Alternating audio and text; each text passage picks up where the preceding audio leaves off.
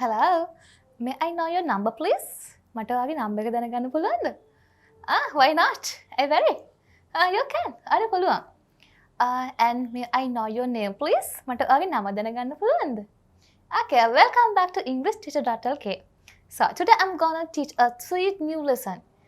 May කියලා පාවිච්චි කරන්නේ for request. අපි කාරුණිකව ආචාරශීලීව ඉල්ලීමක් කරන එකට තමයි මේ කියන පදය පාවිච්චි කරන්නේ. මම ඉස්සෙල්ලාම කිව්වා may I know your name please?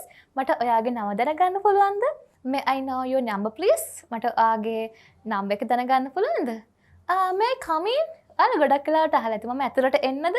ඒ ආචාරශීලීව කාරුණිකව අවසර ඉල්ලන්න තමයි අපි මේ කියන පදය පාවිච්චි කරන්නේ. May I come in? මම ඇතුළට එන්නද?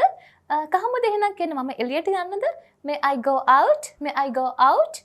එහෙනම් කහමද කියන්නේ මම දොර අරින්නද? May I open the door? May I open the door?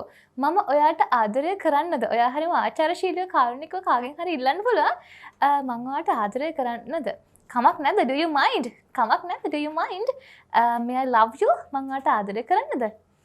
මම ඔයාව විශ්වාස කරන්නද? May I believe you? May I believe you? එහෙනම් ඔයාලට පුළුවන් මේ කියන පදේ පාවිච්චි කරලා ඔයාගේ ඉංග්‍රීසි භාෂාව ලස්සනට හසුරවන්න.